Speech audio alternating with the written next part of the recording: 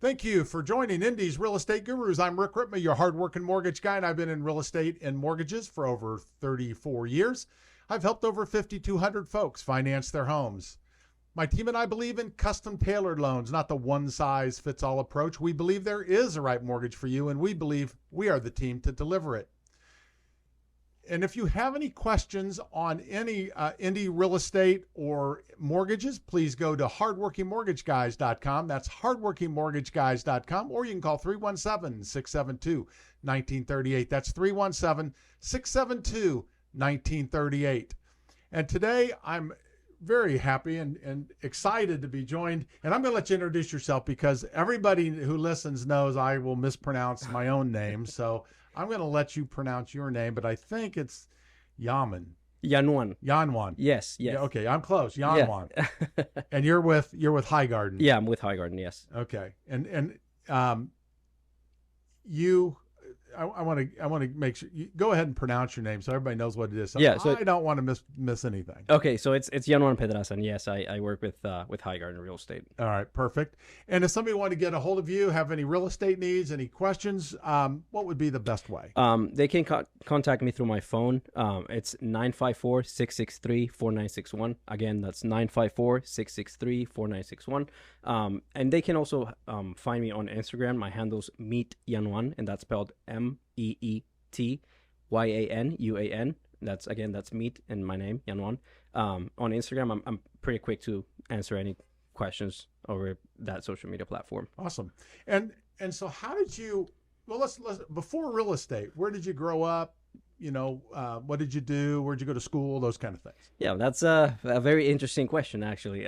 So I'm originally from Venezuela, from Caracas, Venezuela. Okay. So I was born and raised up until I was about 23 years old, which is when I moved to the States with my girlfriend at the time, who now is my wife.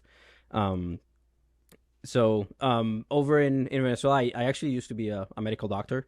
And then when I came to the States, I actually started liking more the business side of things. So I decided to develop more on that side, and that's one of the reasons why I decided to become a realtor. But we can speak more about that later on. Okay. Okay. So what was it that drew you to Indiana? So honestly, In the States, I've lived in a few cities before Indy. So when I first moved here, I actually lived in Washington, D.C. Beautiful city, by the way. Everybody needs to go visit at least once. And then I moved to Miami. And after COVID, actually, me and my family, we decided it was the right decision to find someplace else that was a little bit more affordable and with more a better place to raise a family, basically. Okay. So that's when we decided to do some research on up and coming cities and cities where the affordability was high, and as well as the medium income household income was high as well. So we started digging and found out about Indy and about the emerging real estate market that was here. I had already started doing real estate at the moment when we made that decision, so that's was something that I wanted to keep doing. So that's what drew us in, right? So we saw the value in Indy, and that's very much of what I do and we do as a family. From then on, it's basically goes around that notion that Indy is such a valuable location to plant seeds and watch them grow, basically. It's really interesting to me because I know how hard it is to get started in real estate. Mm-hmm. Okay, and did you do real estate in Miami? I did real estate in Miami, so I did it for a few months. So I did get my feet wet, but I actually started being a real estate agent, like a realtor, like a full-time thing in Indy. Okay, yes. So you came to Indy. You don't know anybody, I'm guessing, or very few people, yeah. Right? Uh-huh. Okay. What did you do to get going? You've done phenomenally well, and yet you came here from another country. Yeah. First through Washington, D.C. Yeah. And through Miami, yeah. And now you're in Indianapolis. Yes. And you decide you're going to be a real estate agent? It sounds Yeah. like maybe your wife is a real estate agent too. No, she's No. not a real estate Okay. agent. She actually she's a doctor too, so she decided to actually stay on that path. Okay. Um, no, she's not a real estate agent. But yeah, when I first came here, I was like, okay, I really enjoy doing this. I really want to keep doing this, and one of the reasons I decided to become a realtor was because I actually wanted to be an investor, which is what we've started doing in Indy. So coming here, it was like, okay, I'm gonna make this work. So this has to work. So I took the test, did everything, and then started interviewing with different companies, and that's when I landed at Highgarden, and they helped me tremendously build my business. And basically the mentality was it can't go wrong, like I can't fail. And of course I had my wonderful wife's back. She had my back throughout the whole process, throughout the whole thing. So there was like no pressure at the same time. Okay. So the only pressure came from within, from not wanting to fail.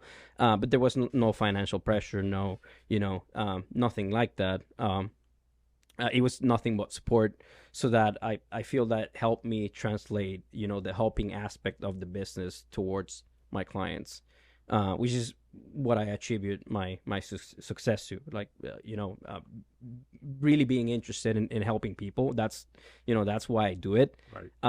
And I think that translates well when you don't actually need a paycheck, to go with it. So Yeah. I would agree with you. I think even if there is financial pressure, they have to figure out how to get rid of that financial pressure. exactly, Otherwise, you're focused on you, not on your client. exactly. And this is very much a relationship business, Uh-huh. right? Yep. Real estate. Yep. And I would guess, I mean, I'm just thinking that most doctors are very caring people, Yeah. Yeah. right? Yeah. It's kind of a natural thing. Exactly. Yeah. And that it translates really well to the industry, to be honest. And I think we need a little bit more of that, to make sure that everybody's well cared for, and basically the do no harm. We basically do an oath of do no harm. Right. So it translates really well into the real estate agent thing. It's very fascinating to me that somebody, and you're not the first doctor I've talked to that was Oh, a doctor and became a real estate agent. Awesome. I work with one, and he's a doctor at a hospital, Mm-hmm. and he works like 24 hours a day. He's like there for 5 days or Mm-hmm. 7 days, and then he's off for weeks. So he's a real estate agent during that off time. He's also an investor. I mean, it's just amazing because to me it's like you go to school, you spend all that. Obviously, somebody to become a doctor has to be very smart, and it takes a lot of schooling, and it takes a lot of dedication. So you go and you do that, but something must have drawn you into real estate, and you said, no, this is the right career path for Yeah. me, because Yeah. you left the doctor Yeah. and kept the career path of real estate. Yeah. Yeah. So how do you feel about how's that gone for you? Oh, it's honestly it's gone amazing. It's it was the right move, and looking back, like everything we've achieved as a family, it's just huge, and the impact that it had. So I did enjoy being a doctor, and I was really good at it. But then coming to the States and then having to do it all over again, and bills can rack up. It's not cheap to be here, especially with transitioning with an immigration status and all that. It's very hard. So you generally would have to look for ways to survive that that initial that start, basically. So that's when I got into the restaurant business. I started managing a restaurant in Miami, and that's when I really realized that I had a knack for business. And I'm like, well, I think this is what I want to do. And actually that past experience, it translated really well, because and going off of a little bit of what I talked about earlier, planting seeds and all that. So I actually invested in the food business here. So I opened, along with a partner, we opened a food truck as well. So I think it was the right move for me, because I have a knack for it. I really enjoy doing that. And when I started real estate, it was more thinking that I would be an investor and that I would represent myself. But then I started seeing the need for somebody that cares for the clients and wants to actually help them and knows how to help them. And that's why I advocate. I'm a very big advocate for education in the industry. So it all just translates really well. And the whole thing just translates really well. Yeah. Well, I can see how it does, and it obviously you love business. It sounds like, and then sounds like you really like helping people. So that kind of meshes perfectly with real estate. Now, your food truck, you got so many interesting things. It's so many great stories. So I mean, it's just awesome. So the food truck, is it here in Indy? Or it's here in Indy. Okay, it's here in Indy. Yeah. And you don't have to work that. You just invested in it. I invested in it, and I also I led my expertise, managing a business, and so everything that comes from, because I had about 3 years of experience, managing a whole business and doing everything from payroll to menu engineering and all of that good stuff, managing a kitchen. So that's what I did for my business here. So I did some, I did the menu engineering, I did basically the administrative structure. I created it. I created the whole, operation, how it was going to go. And now my partner handles the actual operation. But that was, it's been a very fun process, a very, very fun, project. And we love it. And sometimes I go there and I help, because I enjoy it. I just like it. It's pretty cool. Yeah. Now, do you have it show up at your open houses on the weekend?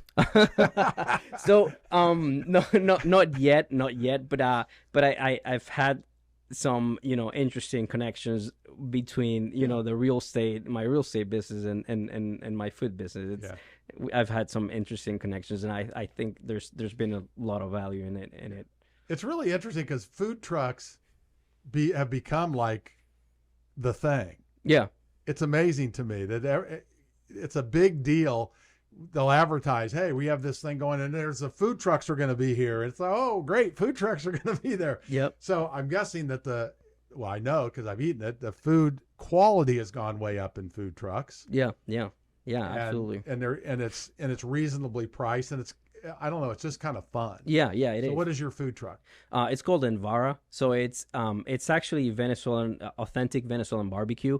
And it's called Envara, which basically means steak on a stick, and that's how we cook it. So it's similar to what you would see on a Brazilian steakhouse. It's kind of similar to that, but we cooked all the steak over wood fire. So the flavor is very distinct, very, very unique. Yeah, sounds like it. Yeah. So if somebody wants to actually get a hold of you for real estate, buy, sell, maybe even looking to get into real estate, want to talk to you about it, what's the best way to contact you? Again, my phone number is 954-663-4961, 954-663-4961. And you can also find me on Instagram as Meet Yanuan. That's spelled MEETYANUAN. That's on Instagram. I'm also on Facebook, but I'm not so quick to respond there. I don't use that platform at all, a lot.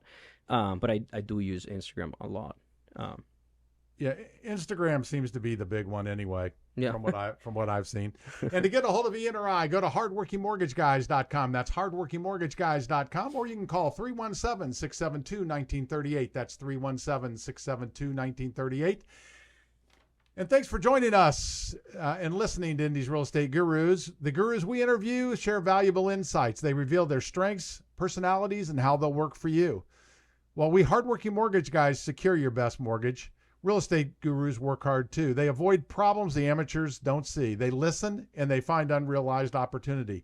If you're buying or selling a home, a real estate guru is a valuable asset. If you're even thinking of buying or selling a home, keep listening and definitely call one of Indy's real estate gurus. And I this question has been bugging me, so I got to ask. Now, I don't know, but do you speak more than one language? Yeah, I speak Spanish. Okay. Yep. Okay. Is that, I would guess that's a big help because it Oh yeah. seems like there's a lot of um, Spanish speaking. Yeah. Now, a lot of them do speak English, but I would think that would be a big Yeah, plus. yeah, it's a big help. And you get to really get to know people, and it gets, I think, at least for me, it gets a little bit more personal with Spanish speaking clients, because you're there throughout the whole process. Like they trust you, you're their advocate, and it's even more so when English is not their strength, right? Right. So you're always there, and being there for them, it's super valuable for them. um and it's something that has helped my career a lot, being able to speak both languages. I would think so. I Yeah, would think that would be a big deal. it is. So if we said, okay, you're going to have a day, or let's say a week off. You're going to have a week off. You're not allowed to do any real estate, any food trucks. You can't use your phone for any business. What would you be doing? What would we find you doing in that day or week? In that day or week, so probably I would either go to the beach, or play video games, or just be cooking out, or cooking at my house. Okay, so the beach, Yeah. that's why you're in Miami. Yeah. That's not why you're in Indianapolis. No, well, actually, it's funny because now that we live in Indianapolis, we go to the beach more. Then, Oh, really? Yeah, absolutely. Then when we used to live in Miami, we would go to the beach maybe once or twice a year. In Indy, we definitely go more often. Yeah. So where do you go? What beach are you going to? So we usually just visit Miami, and Okay. we just go to the beaches Okay. down there. That's generally what we do. You mean you don't go to Eagle Creek? Or Lake Michigan? Lake Michigan, yeah. We've been to Lake Michigan. Well, they do have a beach on Yeah. Eagle Creek. Yeah. Yeah. Oh, they do? I didn't They know really do. They do. Yeah. They call it a beach. I think they brought the sand in. I don't think it's Yeah. I don't even know if it still has that. sand. Yeah. But it's weird because I've been to the beach in Lake Michigan, and it's weird because when you get in, you expect the water to be salty, and it's not, and it's just weird. It Yeah. weirds me out a little bit. And it's cold. Yeah, and it's cold. Yeah. I know when we were on the other side, we go on, when my kids were little, we'd go to the other side and be in the Gulf. And man, it would be there in the summer many times, and it was like bath water in the Gulf. Mm-hmm. I hated that. But I know on the other side, when you're in the Pacific, Mm-hmm. it's a lot cooler. Mm-hmm. It's a lot better. Yeah. Yeah. But I have found I'm more of a pool person. Oh, you are? And as I've gotten older, I'm more of a not water person. I see. I used to swim all the time, but I do enjoy it. It's one of those things that Mm-hmm. it can be fun. So if what would you say your superpower or superpowers are? I would say loyalty, quick thinking, and problem solving. Basically, being very logical. I'm a very logical person, and in education, I do believe that, strongly believe that education it's very important in order to do whatever you decide you want to do, and just staying updated. That's very important. So yeah, loyalty and caring. Yeah. Well, what about? I'm guessing because I believe in educating my customers. I Mm-hmm. think it's really important that when I'm working with somebody, that I don't make the decision for them. They make the decision. I just Exactly. educate them Exactly. so that they can make a decision. Because the reality is, I don't really know everything I don't know their full story. I don't know everything, Mhm. right? I just know the basics. So Yep.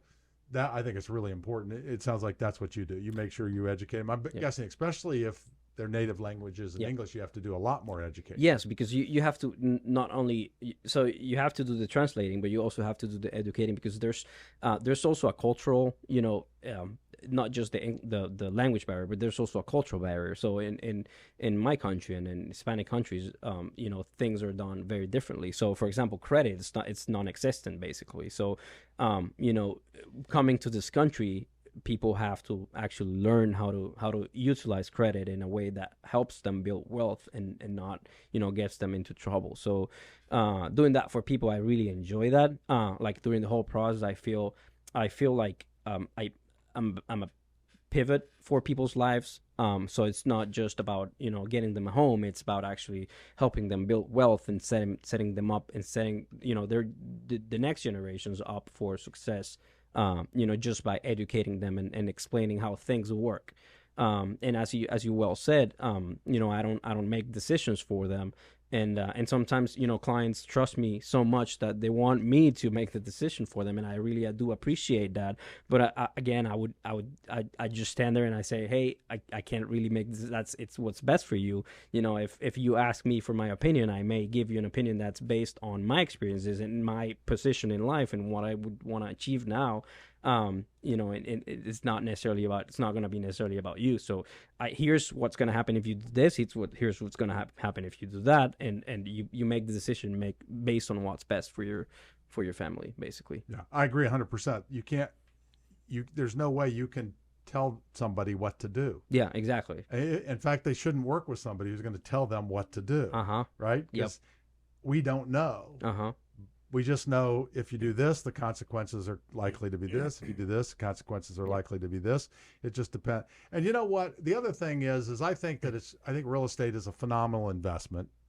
I think everybody should have a home, at least one. Mm-hmm. And rental property is a great way to put your money. Mm-hmm. But it's not for everybody. And when you're living in the house, the investment quality always mattered to me, mm-hmm. but it isn't everything, mm-hmm. because you have to live there. Yeah. And it changes your life by where you live. Yeah.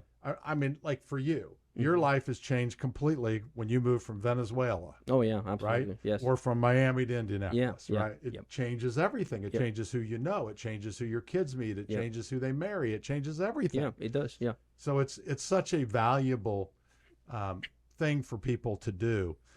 So I still am mind boggled. I know you didn't put any pressure on yourself, but you moved here. You'd been in real estate for a couple months. That's mm-hmm. pretty much not being in real estate. You just kind of learned what it was about, right?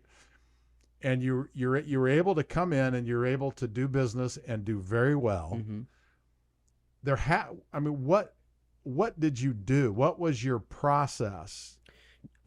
So basically I started big on social media. So I invested a lot of time in social media. I invested a lot of time, cold calling in the beginning, because the High Garden gives you, they give you leads, so you can call them. And basically I never got anything out of it, aside from, I mean, not business directly from those leads, but I did get the training I needed and started getting comfortable talking about it. So when I started getting comfortable talking about it, I started getting comfortable talking about it in person with people that I met that actually mattered more than somebody that's on the phone that's not expecting a call, right? Right. So what I decided to do, it's just basically have a strong social media presence, and I started going to networking events in my community, and that's when I started meeting people. I started opening up, and basically my whole business strategy is just make friends. That's basically what I do. I just make friends. I just try to put some value into their lives, and in return, they might put some value into mine. So that's basically what I've been doing for the past years, and I just follow up and follow through, and that's how it's worked so far. But yeah, I didn't know anyone back then. Yeah, it's just amazing that you didn't know anybody. You came from another country and you were able to do that. But what you did is you did the basics, mm-hmm. right? Yeah. You did cold calls, mm-hmm. which most people don't want to do, mm-hmm. but you did them, mm-hmm. right? And even though they didn't work, they did work. Yeah, exactly. Right? There's some value in everything you do. Right. You just gotta find it and make sure that if you find it, then you took something from it, right? And there's no better way to learn than defeat. So basically calling defeated me. If I'm not, I didn't enjoy it. But I knew it was, I had to do something. So I started doing a bunch of things. And cold calling was one of those. Maybe not, wasn't as cold. Maybe it's more warm, or whatever, because it's people that actually, you know, at some point in their lives use the High Garden, search engine.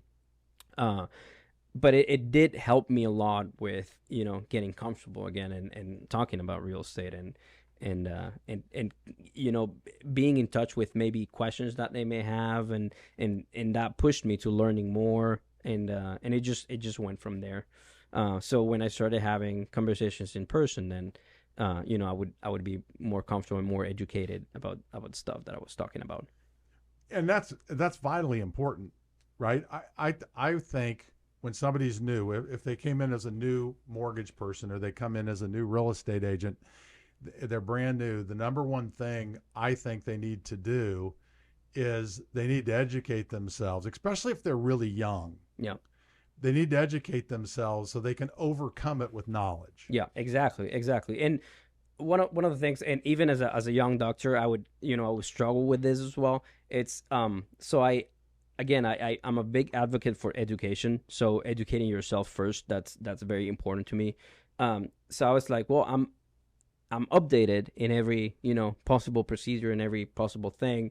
And I would think back then, and even now when I transition to real estate, I would say, well, maybe finding a young professional, it's beneficial, if you're trying to find a home, because yeah, maybe you want to find that realtor or that doctor that has over hundreds and hundreds of transactions. But then maybe you become statistic with a young person. They're gonna dedicate more time, and they might actually have more knowledge than somebody that's been in the business for a while. And then it actually shifted a little bit, because that's how I thought back then, because that's very important. But now that I have the experience, I see the value of both things. So having both, it's just it's mind-boggling how much impact both knowledge and experience have over my clients' lives when I help them navigate the transactions. Like and even I feel like proud of myself when I'm able to help people, and able to um make the most out of that knowledge, and out of that experience to actually help them, and it translates into them having better lives because of it. It's amazing, to be able to be a part of that. Yeah. And I want to get back to that, but before we do, if somebody has any real estate needs, buy a house, sell a house, maybe they want to look at, I know you have a team and you're looking to grow your team. What's the best way to get a hold of you? Again, my phone number is 954-663-4961, 954-663-4961, and my Instagram handle is Meet Yanuan. And to get a hold of Ian or I, go to hardworkingmortgageguys.com. That's hardworkingmortgageguys.com, or you can call 317-672-1938. That's 317-672-1938. And you're starting the team. You just kind of said you just really got it going. Yep. So what do you look for in a team member? So what I look for in a team member. So I never actually started like actively recruiting or anything like that. It's mostly about, I always had the idea of building something in which again, going off of that education, that's how the team's actually born. It's making sure that realtors are educated well enough in order to better serve the community. Since I serve a lot of the Hispanic community, so it's very, very important. Like, it's instrumental to be educated, to help them and help them understand the whole process. Because again, as we mentioned, you have to explain a lot of things to them. So that's what I would try to find in a team member. It's somebody that's eager and willing to learn, and basically it's doesn't have any old tricks. It's just I want them to be new. I like the newer agents, because that's how I started, and that open mind mentality. It's really what I would be looking for. And having that person, because it takes a special kind of person to care about people. Right. Not everybody cares, and that's fine. That's okay. But if you're in this industry, I do believe that you do have to care about people and about their well-being and about helping them. They're not numbers, they're people. Right. Yeah, I agree. I'm going to switch a little bit. I want to get back to that, but we always have our question of the week, and normally Ian asked it, and I forgot, so I'm going to do it now. Our question of the week is, what was your first car? My first car? Well, I had two first cars, I guess. Okay. So, one in Venezuela, which was a Daihatsu Terios.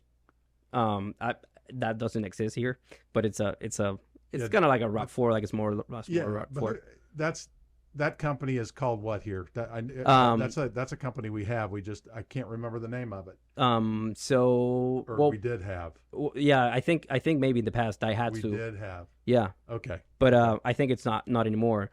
And then here in the States, it was a Corolla. And I still have it. Yeah. Yeah. Yeah. It's paid for because they last forever. Yeah, they do. Yeah, and that's why we bought it actually. Yeah. And it's paid off. So yeah, I'm a big. That's another thing that I'm a big advocate for. It's the striving for that financial independence and early retirement. It's a whole community. It's called the FIRE community. What? The FIRE community. Okay. Yeah, it's the financial independence retire early community. Okay. So that's one of my goals. It's to retire early. That doesn't mean I'm not going to work. It just means that I'm going to be able, I'm going to have time for maybe dedicating time to my future kids and all that good stuff. So being present for the family. I've learned that if you start investing young and you start building a career young and doing the right things and not spending money into liabilities, it's very much possible in this country. This is why this is the greatest country. Like there's so much opportunity. There really is a lot of opportunity. Right. So that's we decided to buy a Corolla and keep it forever, basically, and pay her off. Yeah, I think that's a smart thing to do. It's funny because I hear people, and I've got tons of friends who've retired. Most of them are older than me, but I would be bored out of my ever living mind. Yeah, I do this because I'd be bored. Yeah. No, I would be as well. But I like to think that if, for example, I needed to go to a soccer game or wherever, I can do it because I don't depend on a paycheck, or I would have a team behind me that would be able to take care of it, so I can go ahead and take care of of the important stuff. Yeah, because it's a tough thing when you're a real estate agent. Yeah, because somebody calls you, you're ready to go out to your soccer game. Somebody calls you and they want to go see $1 million house, and it's like, what am I going to do? Yeah, exactly. Right? Uh-huh. And you want to be able to say, well, I'm going to have Jim go over here and do this, and I'm going to go to my soccer game. Yeah, exactly. Yeah. That makes total sense. So, or maybe even be able to refer it out, and that's fine because you don't really need the paycheck because you have all residual income from other sources. Right. Yeah, which is a big deal. Yeah. Residual income builds up. Yeah. Yes, it makes a huge difference in your life. Yep. So, how important, I think this goes along with your building the team, how important is it to be with a great mentors and at Highgarden? What is it that why'd you go there, and what is their system, and why do you feel that's a great place to build a career? Well, it was amazing because actually what drew me into Highgarden, it was actually their culture. So they have a very abundance mentality culture. Like there's business for everyone. We're not trying to compete with each other. We're just trying to help each other because there's enough for everyone if everyone collaborates, and I really do believe that. So the whole culture is about helping each other. So you can reach out to anyone. Like we have a lot of top producers in the agency, and you can reach out. Their doors open. You can ask them questions, and you can even ask them mundane questions like, hey, this happened in a transaction, what do I do? It's not just about how am I how can I be as successful as you are? But you can also ask the the mundane questions like, hey, what can I do with this transaction? And they're very much open to do that. I always tell people this story when they're thinking about joining Highgarden. It's that there was this one time that I had a question at like 11:30 at night, and I put an email out there with the question, and I got like 3 answers at before midnight, and that was crazy. So they have a very supportive culture, and they have very strong and smart minds in there. Yeah, I think it's really important that you have a great mentors, and you do. And that's why I wanted to ask that, because there's a reason you're building your career there, and you're really into education. So I think it's vitally important if somebody's looking, they think about, hey, maybe I should call him and get on his team or whatever. There's a reason behind it. It's not just you, but having those people there who can answer what you call mundane questions, but they're critical questions. Yeah, because exactly. you need an answer to them, so you can get back with your clients so that they need to know and you have the people who know. Exactly. And that's critical. So what would you say is your most memorable transaction? My most memorable transaction, I'd say it has to be my own home. My first when I got my first home, me and my wife got our first home. I would say that would be our most memorable. It was like the culmination of hard work throughout the years, and especially as somebody coming into this country as an immigrant, it's a huge milestone to be able to to have your first home. Yes. And is that here in Indy? Yeah, that's actually here in Indy. It's now rented out. So it's one of those investment properties. But yeah, it was a huge milestone. Which is another great way to build wealth, right? Oh, yeah. You take your primary residence and you move on and you make it a rental property. I know a lot of people have done that, and and you can do it with little cash, because then it's your primary residence. Right. Yeah. Yeah. Now you can't buy it as a primary if it's going to be a rental. Yeah. No. Exactly. Yeah. I don't want people thinking the wrong. No. No. We actually moved there, and we intended to be there for about 3 to 5 years. Yeah. In the beginning, but then the possibility just made itself available to to get another house, and so we did it, and we needed the extra space as well. So, well, that's the test when we're doing it. Is if you see somebody does it every 6 months, that they're buying rental property. Yeah, rental property. But if they buy it, the plan is to stay there. That's kind of the idea. Because otherwise it's a non-owner occupied, and it has a lot more fees to it. So it can be financed, but you just got to do it legally and correctly is all. And there's some great programs if you want to buy rental property. There are some really great programs out there. Absolutely. And even there's some great programs out there for people who aren't citizens of the U.S. It's amazing some of the programs that they have available to people like that. So it's there's no reason you can't buy a house. Exactly. Yeah. And so that's a big deal. So what would you say one of the biggest lessons you've learned in business?